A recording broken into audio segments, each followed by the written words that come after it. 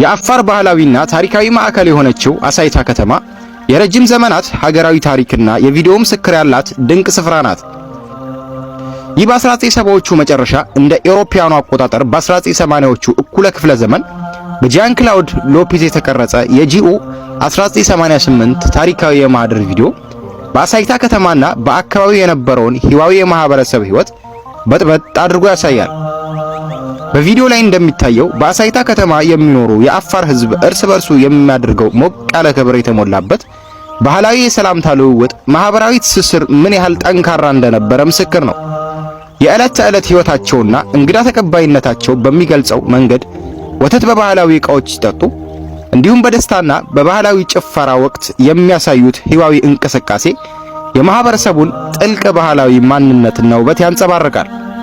ከዚህ ባህላዊ ህይወት ባሻገር አሳይታ የሚገኘው የአፋር ምድር በተለይም ሀዳር የ3.2 ሚሊዮን ዓመታት ዕድሜ ያለውና በሳይንሱ ዓለም ኦስትራሎፒተከስ አፈረንሲስ በመባል የሚታወቅ የድንቅነሽ ሉሲነ ቅሪተ አካል የተገኘበት በመሆኑ ሀገራችንን የሰው ልጅ መገኛና የጥንታዊ ታሪክ ማዕከል አድርጓታል።